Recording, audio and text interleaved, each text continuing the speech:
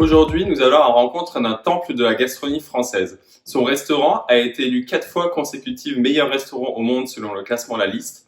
Après s'être formé dans plusieurs établissements prestigieux de Paris et d'ailleurs, le chef ouvre son propre restaurant à Paris.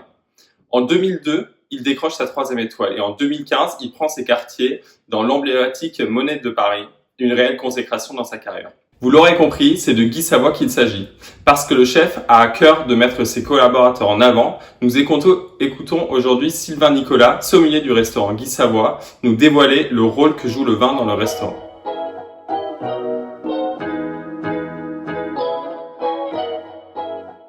Bonjour, je suis Sylvain Nicolas, le sommelier du restaurant Guy Savoy. Je vais vous parler un petit peu du rôle du vin au restaurant. Donc tout d'abord, toutes les activités qui sont liées au restaurant sont importantes et ont toutes pour but de satisfaire le client. Alors c'est vrai que le vin tient un rôle majeur. C'est le premier compagnon de la cuisine. Il peut intervenir dès l'apéritif. Il accompagne le client tout au long du repas, voire même dans quelques cas après le repas. Il est difficilement envisageable pour nous d'élaborer un grand repas sans un grand vin. Alors tout reste à définir, qu'est-ce qu'un grand vin? Un grand vin, c'est pas forcément les meilleurs crus avec les millésimes exceptionnels. Un grand vin, c'est un vin qui va vous laisser un bon souvenir, qui vous a procuré une certaine émotion, que vous avez envie de partager, qui a révélé une certaine complexité en association avec un mets bien spécifique. Je pense qu'il est, pour un restaurant, assez judicieux d'élaborer une carte des vins assez précise, avec peut-être conviction, une belle sélection de millésimes relativement agréables à boire, qui arrivent à une certaine maturité, car une carte des vins peut attirer une certaine clientèle avertie, une clientèle passionnée et une clientèle épicurienne.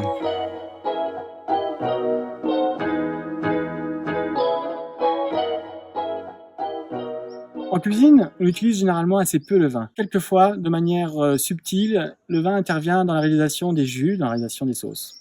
Toutefois, pour certaines recettes assez bien précises, par exemple, nous proposons au restaurant une poulette farcie, préparée en demi-robe, sur laquelle on va servir un sabayon au vin jaune. Et cette fois-ci, le sabayon au vin jaune va quand même marquer un petit peu son empreinte, le plat, avec ses arômes oxydatifs très typiques, très appréciés du Jura.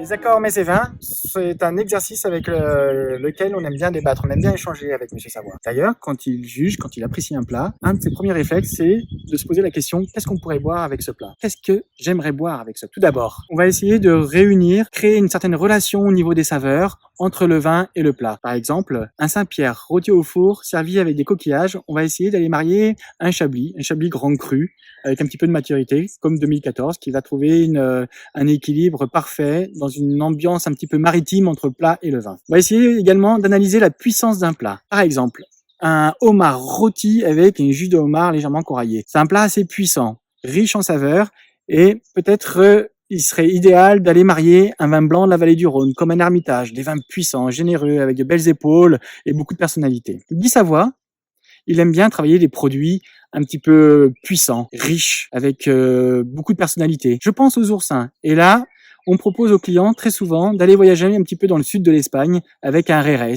en Andalousie, avec un vin légèrement muté, dans un caractère oxydatif et également avec des saveurs un petit peu iodées, comme une manzanilla de Sanlúcar. Toutefois, pendant la période de la chasse, Guy Savoy a l'habitude de proposer un lièvre à la royale. Et chaque année, on sélectionne un vieux sauterne. On aime bien un petit peu surprendre nos clients, qui sont peut-être quelquefois au début de repas un petit peu réticents sur l'accord, mais plutôt enthousiastes sur en fin de repas. Voilà. N'oubliez pas que les accords régionaux font partie des vraies réussites en termes d'accords mets et vins.